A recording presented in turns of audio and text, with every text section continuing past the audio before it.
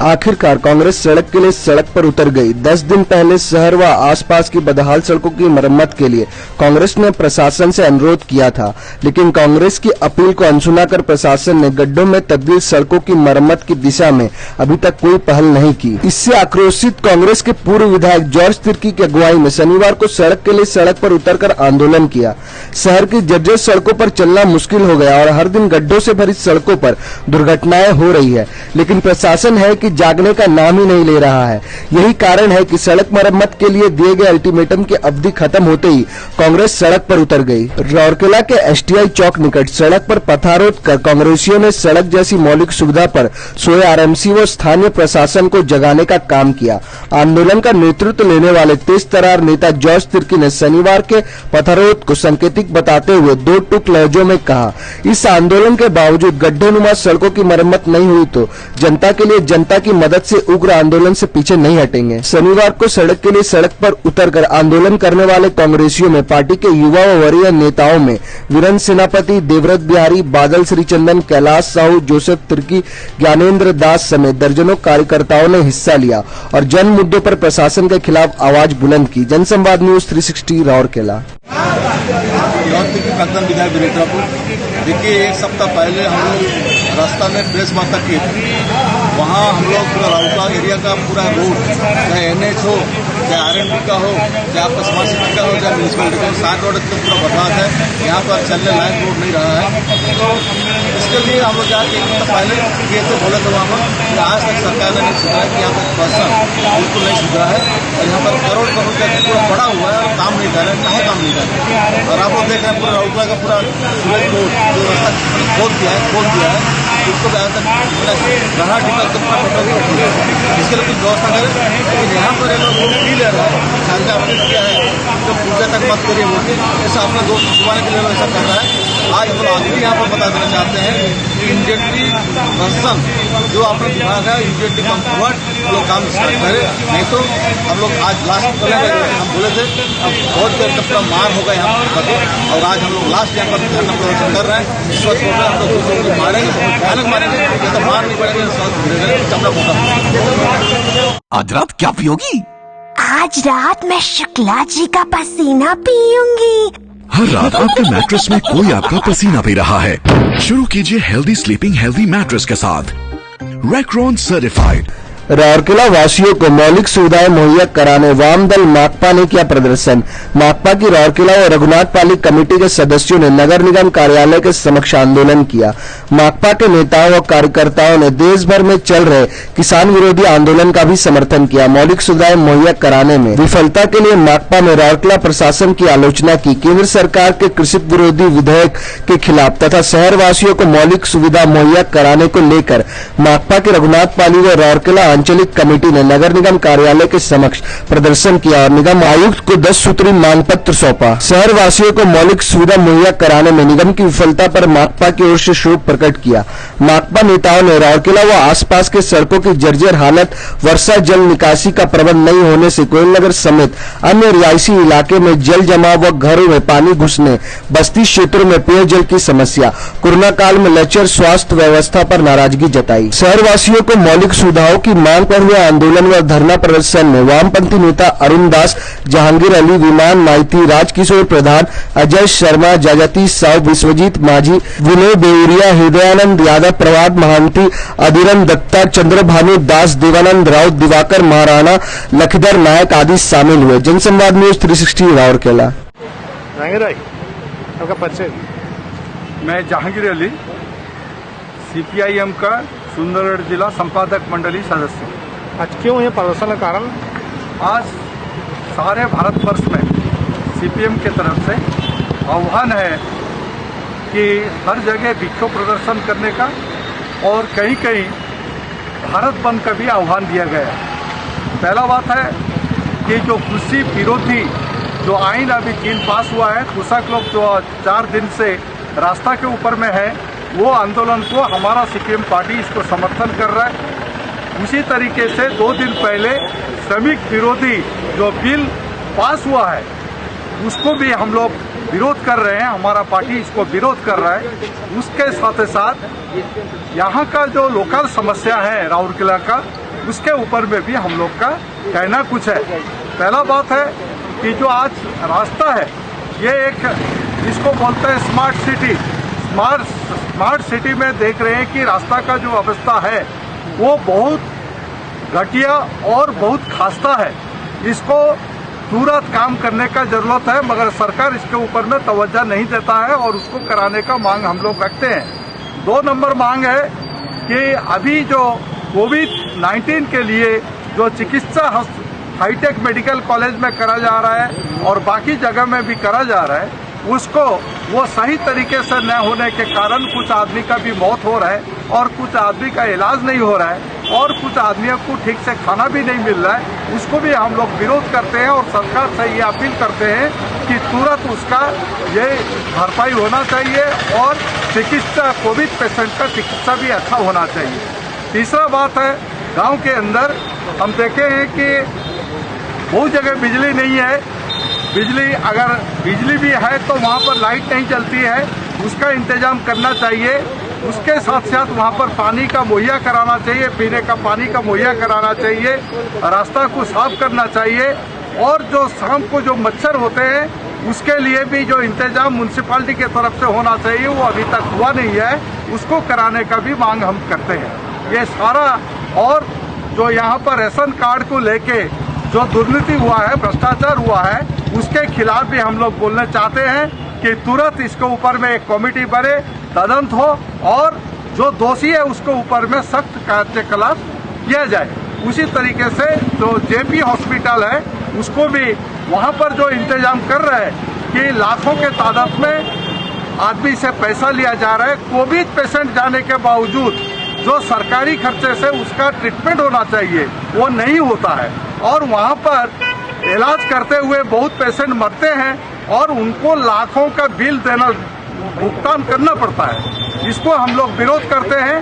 JP hospital का शोषण बंद करे, कलेक्टर महोदय इस पर हस्तक्षेप करे और जल्दी से उसका इंतजाम करे, नहीं तो फिर वहाँ भी हम लोग जेपी हॉस्पिटल के सामने आंदोलन करने का भी हम लोग प्रोग्राम लेंगे। आज रात क्या पियोगी? आज रात मैं शुक्ला जी का पसीना पीऊंगी। हर रात आपके मैट्रेस में कोई आपका पसीना पी रहा है। शुरू कीजिए हेल्दी स्लीपिंग हेल्दी मैट्रेस के साथ रैक्रॉन सर्टिफाइड। स्मार्ट सिटी राउरकेला के करीब जंगलों में लोटस नाम का एक गांव है। जटनी लोहार एक आदिवासी है जो यहाँ बरसों से रहती आई है। उसे खुद याद नहीं कि उसके माँ बाप यहाँ आकर कब बसे थे। बहुत कठिन परिस्थितियों में घर बना, एक एक ईंट जोड़कर एक आशियाना बना जिसमें जितनी लोहार खुद ईंट पत्थर ढो चुकी है, लेकिन अब उसके घर को खाली करने का सरकारी फरमान आ चुका है।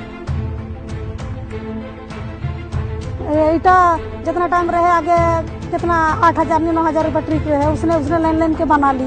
दरजा कुली हमरे बन ली और कट कर ली, जिसने तिसने बना ही। हमें ना प्लास्टर करी ना कोना करी, हमें तो कालबेसर दे किसी ने कोटी कोटी बनाए क्या है झुपड़ी नियर में। अरे खो बगवा वाला हमें कहाँ जाते हमें।